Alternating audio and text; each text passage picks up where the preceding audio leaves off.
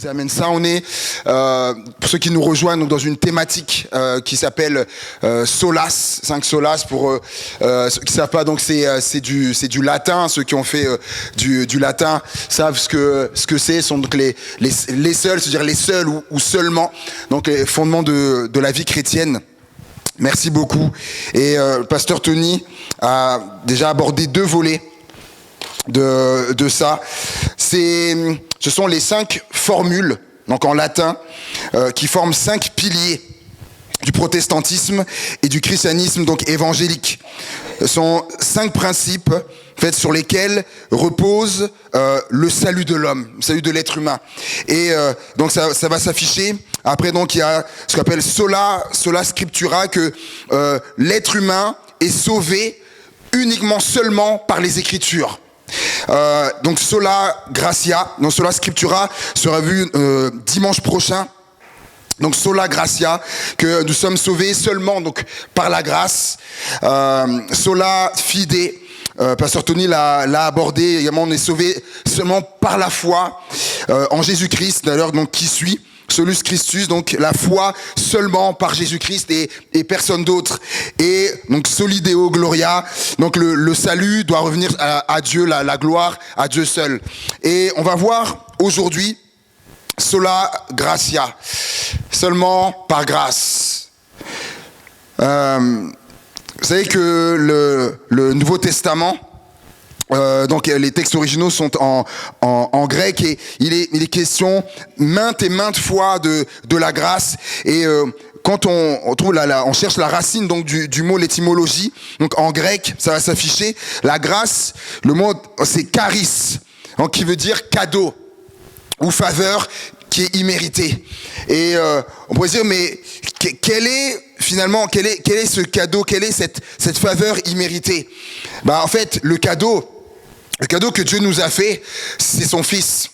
C'est l'offrande de son Fils. On l'a chanté, qui a été attaché à la croix pour moi, attaché à la croix pour nous. Il est là, le cadeau qui nous a été fait. Et certains pourraient dire, mais en quoi est-ce que c'est une faveur? C'est parce que, tout simplement, que ce que son Fils a enduré, la mort, c'est nous qui devions l'endurer. La Bible dit que le péché qu'il a pris sur lui, le Romain dit que le salaire du péché, c'est la mort. Mais le don gratuit de Dieu, donc le cadeau, on retrouve là, gratuit de Dieu, c'est la vie éternelle en Jésus-Christ. Donc c'est pour ça qu'on parle de cadeau, parce que c'est gratuit. C'est gratuit, cette grâce est là, elle est gratuite, c'est un cadeau et c'est immérité, parce que c'est nous qui devions subir ça. Mais Jésus a choisi donc volontairement de prendre notre place et de subir ce châtiment qui devait nous revenir. Elle est là, cette faveur imméritée. Et donc tout d'abord, c'est ça la grâce. On part de ça et on va voir ce qui en découle. On a chanté un chant du groupe Impact. Peut-être vous connaissez le groupe Impact. D'après va s'afficher le groupe Impact, donc un de ces albums qui s'appelle Sola Gratia. Je sais pas, peut-être certains l'ont chez eux, moi je l'ai. Et donc il y a cette chanson qu'on a chantée là tout à l'heure, Sola Gratia, seulement par la grâce, tellement fort. Et le pont de ce chant là est tellement profond, et en fait c'est sur ça que j'ai basé mes 7 points sur le pont de ce chant-là. Et la première chose qu'ils disent dans le pont, c'est ta grâce me justifie. Et c'est seule la grâce justifie. Romains, chapitre 3, verset 24. Aujourd'hui, je vais vous lire beaucoup de passages parce que c'est important de voir en relief ce qui ressort de la parole de Dieu concernant la grâce et tous les points que je vais aborder. Romains, chapitre 3, verset 24.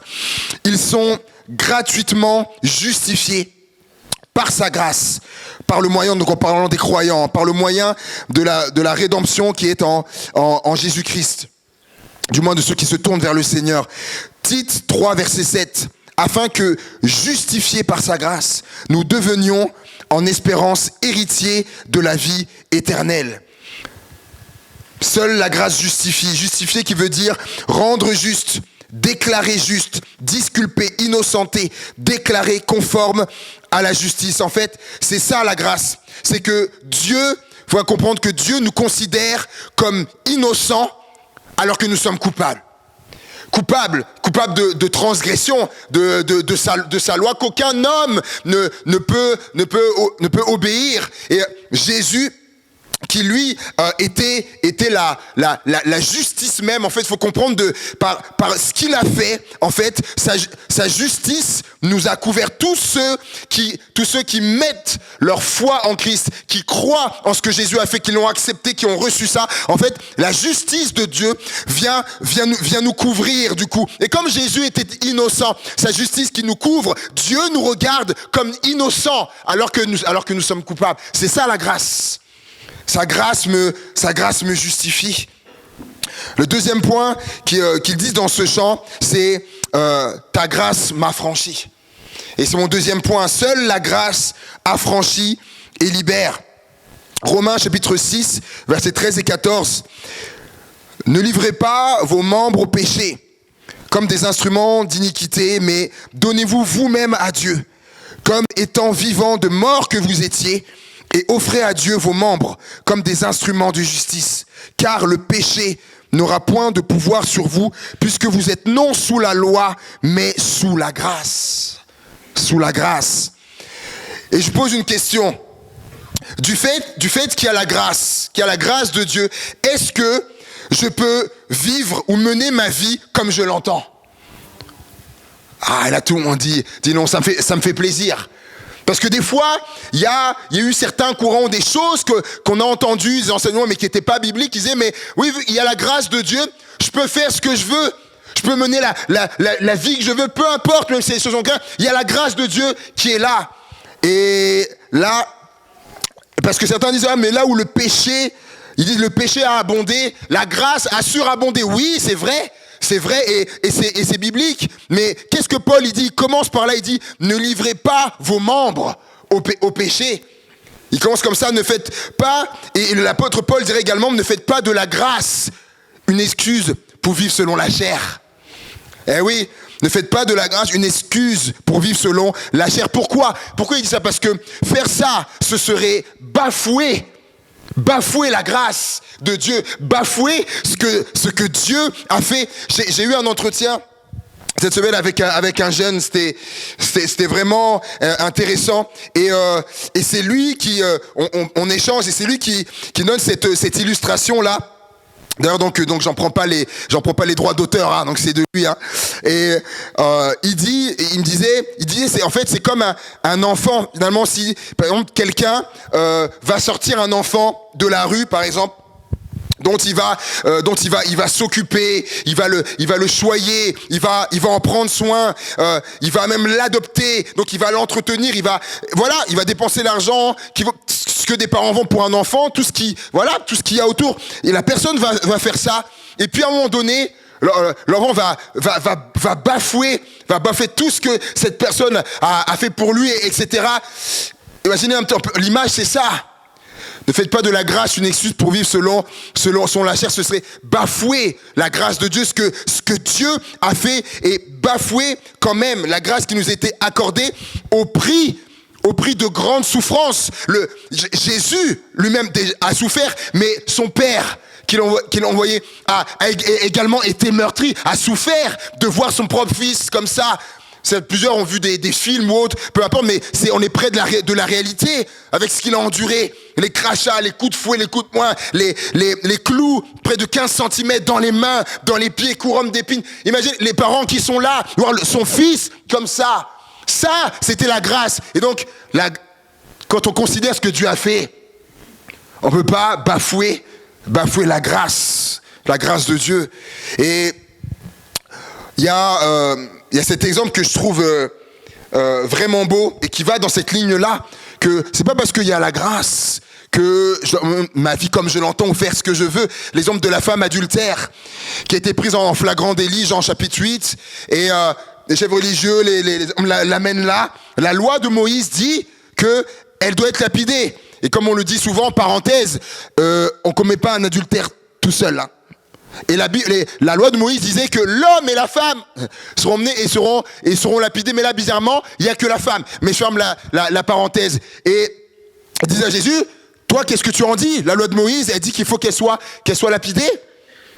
Et là, plusieurs connaissent le texte où Jésus va se baisser au sol, et puis il va écrire, on ne sait pas ce qu'il va mettre. Plein de gens ont dit, oh, il a écrit ça. On ne sait pas. La Bible ne dit pas ce qu'il a écrit. Et il va se relever, il va leur dire, celui d'entre vous qui n'a jamais péché, allez-y, qui lui jette le premier la pierre.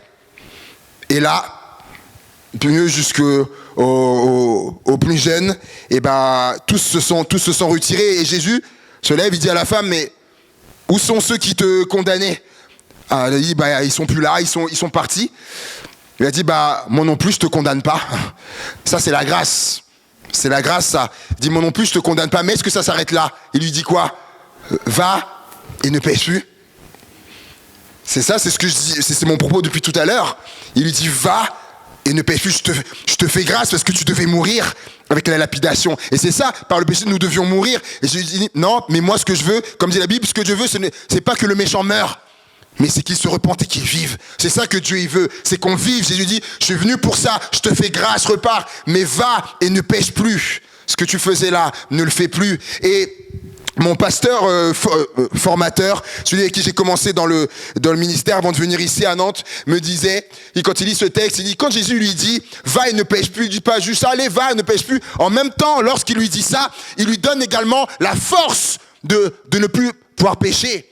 Parce que le péché, comme le dit Paul en l'avant, il a un pouvoir. Mais la grâce, il dit, mais vous serez plus sous la loi, mais sous la grâce, le péché n'aura plus de pouvoir sur vous à cause de la grâce. À cause de la grâce. Il nous donne la force.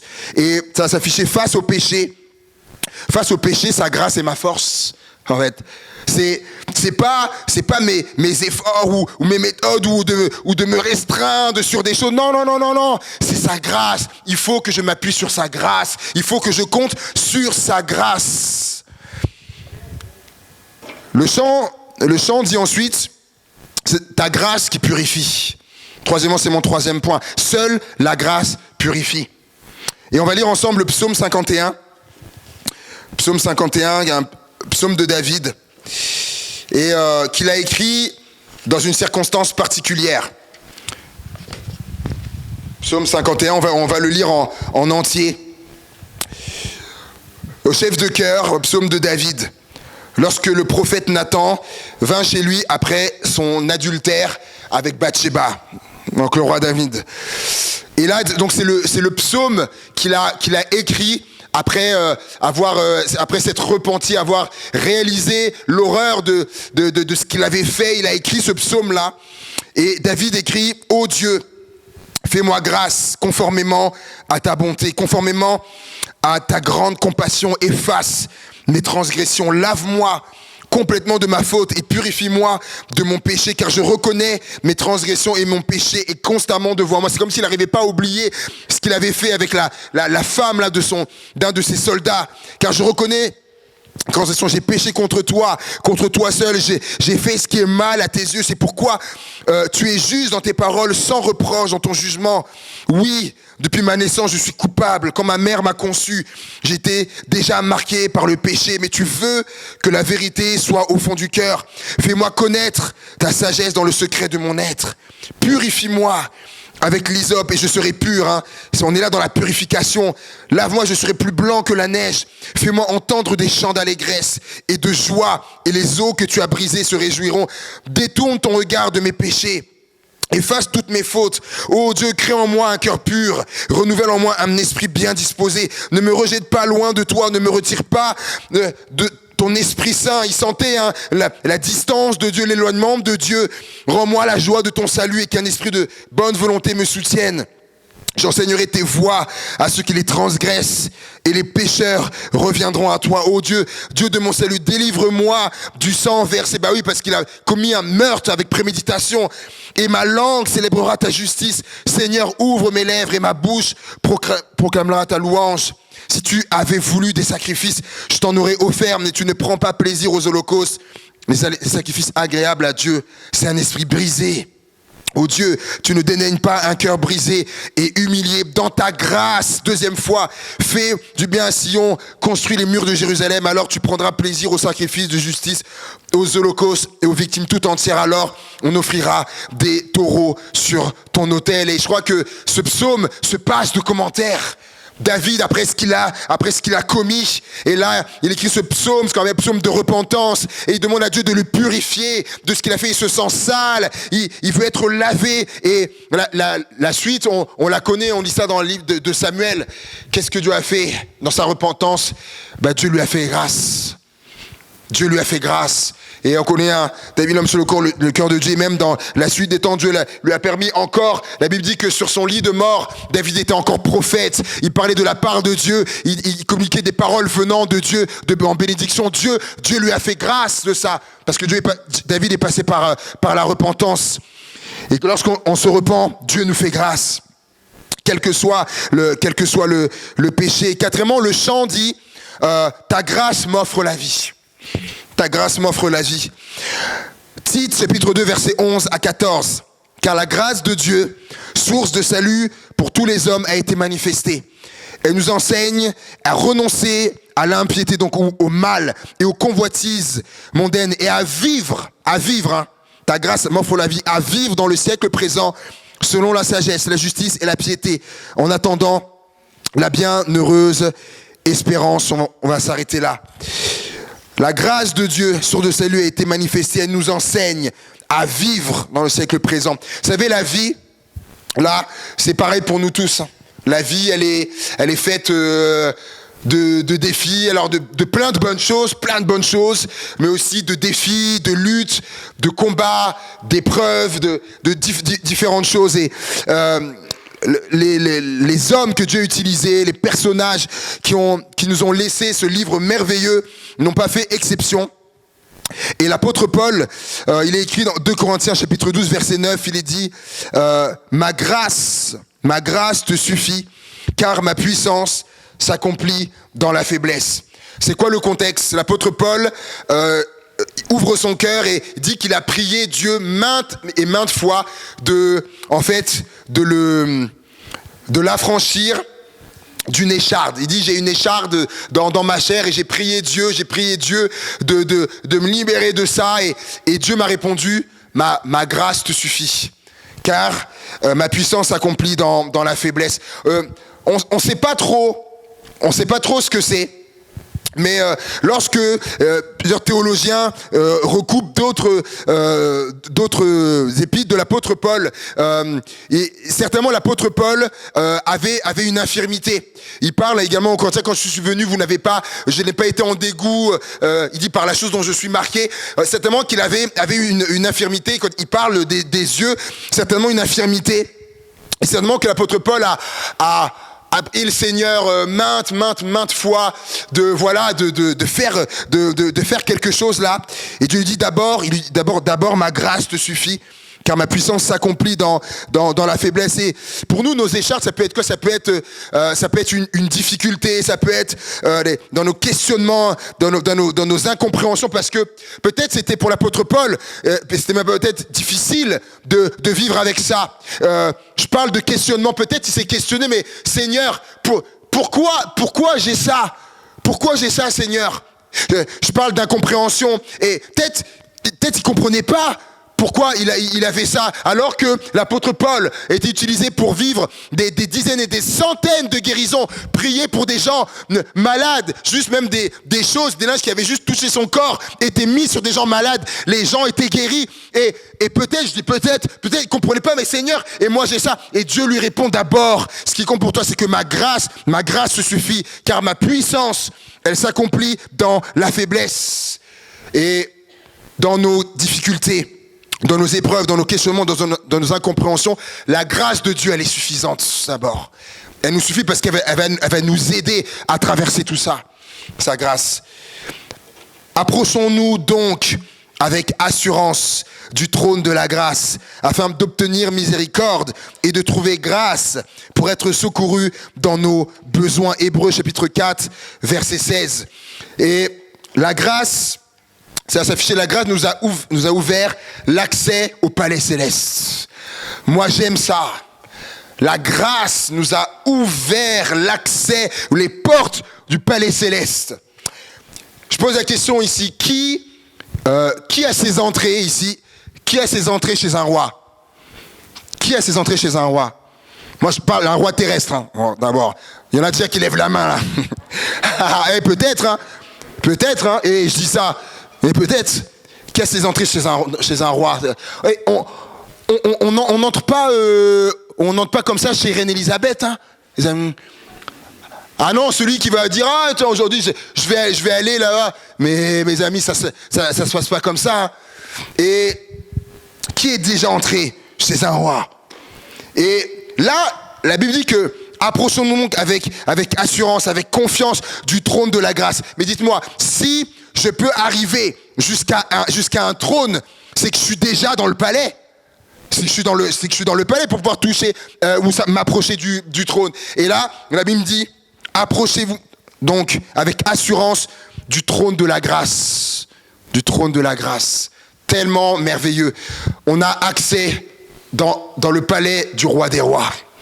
Pas d'un roi terrestre, du roi des rois. La Bible dit qu'on peut accéder spirituellement, on peut accéder dans son palais et être jusque devant son trône et lui exposer les choses qui sont là sur notre cœur pour trouver grâce auprès de lui.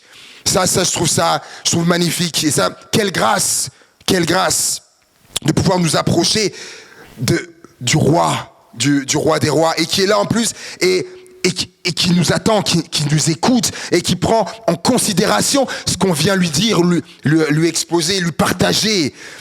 Le Dieu de toute grâce, qui vous a appelé en Jésus-Christ à sa gloire éternelle, après que vous aurez souffert un peu de temps, vous perfectionnera lui-même, vous affermira, vous fortifiera et vous rendra inébranlable. 1 Pierre, chapitre 5, verset 10. Sa grâce, donc, me perfectionne. Une autre traduction dit me relève si je suis à terre. Sa grâce me perfectionne, me relève, m'affermit, me fortifie et me rend inébranlable. C'est ce que dit l'apôtre Pierre.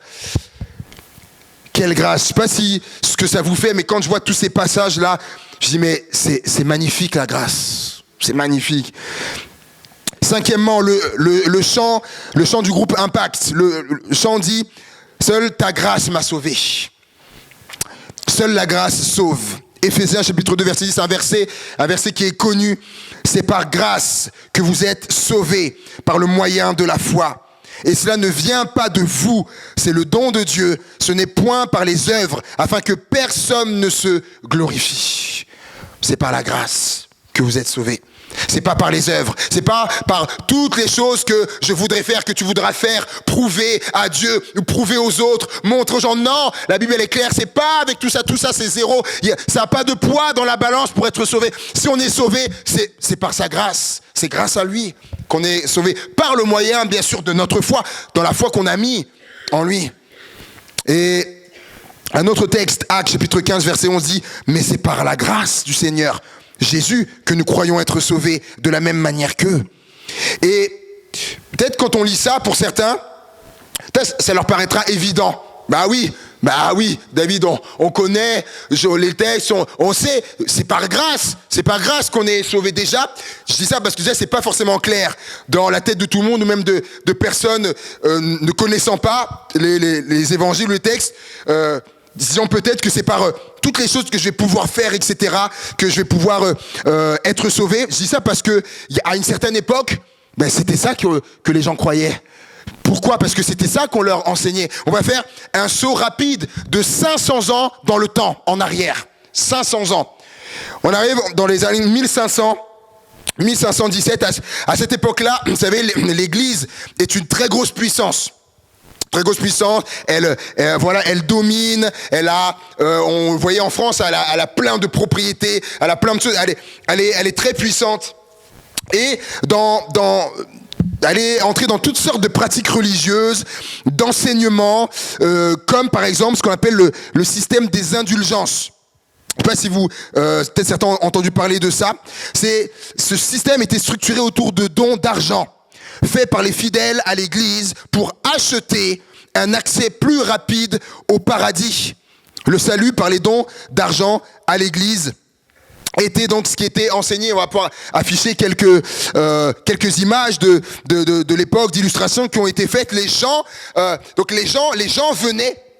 Les gens venaient et du coup apporter de l'argent parce que voilà, l'église là enseignait que c'est par ça, mais derrière il y avait de la cupidité, c'était le péché, l'amour de l'argent qui était là. C'est pas du tout ce que Jésus enseignait, et enseignait que c'est par, voilà, fais des dons, plus de dons et plus tu pourras accéder au paradis. Donc les gens sincères qui étaient là dans la misère ou avaient commis des choses ou voulaient être sauvés, voulaient être pardonnés, donc venaient et faisaient ça. Et faisait ça.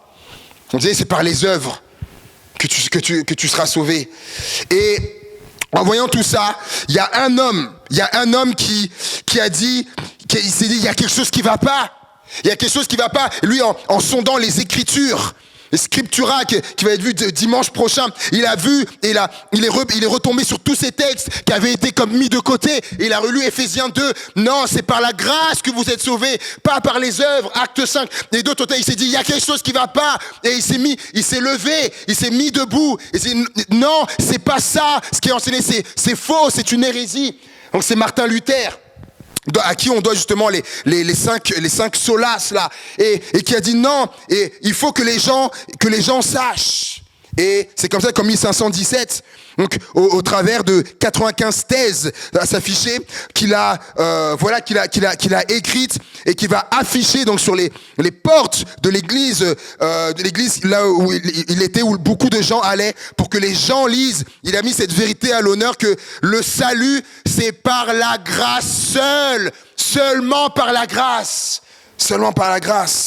Et c'est comme ça que sola gratia est devenue une des règles les plus fondamentales du protestantisme. Il a protesté, et d'autres après ont protesté. C'est comme ça qu'est né le protestantisme. Et d'où est né après les évangéliques. C'est notre héritage en fait. Parce que s'il n'y avait pas eu des gens comme ça se trouve qu'on serait encore dans ce système-là d'enseignement pernicieux, mais parce que ça s'est levé, dont lui, pour dire non, la grâce, le salut, c'est par la grâce seule. Par la grâce seule. Et vous savez, en faisant ça, il voulait également enlever une certaine peur que les gens avaient de pas être assez à la hauteur. Parce qu'il faut que je donne, il faut que je fasse ça, parce que vu que je suis pas assez à la hauteur, je pourrais pas être sauvé. Il voulait faire tomber tout ça en disant non, c'est par la grâce seule. La grâce est libre. C'est un pasteur qui dit ça, la grâce est libre de tout critère. C'est pas parce que genre tu pries pas assez, ou tu lis pas assez, ou tu fais pas assez ça. Si on te dit oh tu pries pas assez, ou ta Bible oh non tu la lis pas assez, etc. Si on te dit ça, c'est pas la grâce, ça. C'est pas la grâce. La grâce, elle est libre de tout critère. Pourquoi ? Parce que quand je dis ça, peut-être certains l'ont déjà entendu, quand je dis ça, et si tu entends ça, est-ce que ça amène pas une culpabilité en toi ? Et la culpabilité, est-ce qu'elle vient de Dieu ? Non. Donc, la grâce, c'est pas ça. Elle est libre de tout critère. J'arrive à mon dernier point. Sixièmement, le chant dit « Ta grâce m'a pardonné. Ta grâce m'a pardonné. » Et j'aime ce texte qui dit « En Christ, parce qu'il s'est offert en sacrifice, nous avons été délivrés et nous avons reçu le pardon de nos fautes. Dieu a ainsi manifesté sa grâce dans toute sa richesse. » Quelle grâce de recevoir le pardon de mes fautes. Et j'aime l'autre version de ce texte qui dit « Nous avons reçu la rémission. » La rémission de nos fautes. On l'entend ce mot rémission souvent dans le cas de maladie. Maladie qui est en rémission, cancer en rémission. Nous avons reçu la rémission de nos fautes. C'est soit une disparition totale ou partielle donc d'une maladie. Mais là, concernant Dieu, quand il parle, en grec, sa grâce, c'est que nous avons reçu la rémission de nos fautes. C'est pas une disparition partielle. Elle est totale. Toutes nos fautes, il les a fait disparaître, les amis. C'est pas partiel, c'est total. Et c'est texte qui dit que il les a envoyés, Ésaïe dit, il les a envoyés au fond de la mer, où il a mis nos fautes, il les a mis sous ses pieds. Donc quand c'est en dessous, on voit plus. Il a fait disparaître nos fautes en Christ. Ça, c'est sa grâce. Dieu manifeste également sa grâce en faisant disparaître nos fautes. Et dernier point, le chant dit, ta grâce m'a comblé. Ta grâce m'a comblé. Jean chapitre 1 verset 14, 16 dit, Et nous avons tous reçu de sa plénitude grâce pour grâce. Une autre traduction dit, il a déversé sur nous ses grâces les unes après les autres. Les unes après les autres. Et c'est pas terminé, ça continue encore. Il continue. Toute grâce, Jacques 1,17, toute grâce excellente et tout don parfait descend d'en haut. Toute grâce du Père des Lumières, chez lequel il n'y a ni changement, ni ombre de variation. Toute grâce excellente nous vient d'en haut, descend directement du ciel. Waouh! 2 Corinthiens 8, verset 9, car vous connaissez la grâce de notre Seigneur Jésus-Christ, qui pour vous s'est fait pauvre, de riche qu'il était, afin que par sa pauvreté, vous puissiez devenir riches. Et je termine avec ça. Au travers de sa grâce, j'ai tout reçu. Et tu peux le prendre pour toi. Au travers de sa grâce, j'ai tout reçu. Tout. Paul, dans ce texte, il parle de la foi. Il dit, vous avez reçu la foi, vous avez reçu la parole, vous avez reçu vous avez reçu le zèle, l'amour. Mais moi, je voudrais ajouter encore à ça, en Christ, nous avons tout reçu par sa grâce. On a reçu le pardon, j'ai reçu la joie, j'ai reçu la paix, j'ai reçu guérison, j'ai reçu la force, j'ai reçu l'autorité, j'ai reçu le courage, j'ai reçu la provision, j'ai reçu les facultés, les talents, les capacités, les dons, le bonheur, l'espérance, la liberté, la réconciliation et tellement de choses. Et je crois qu'on peut acclamer le Seigneur pour tout ce qu'on a reçu en Christ. Par sa grâce, j'ai tout reçu. Et comprenez bien que c'est pas je recevrai, c'est j'ai tout reçu déjà. Donc c'est disponible. Tu as accès. Et puis, dernière diapo, tout n'est que grâce. Tout n'est que grâce. On l'a bien vu en fait. Hein. Tout n'est que grâce. Alléluia. Est-ce qu'on pourrait se lever ensemble?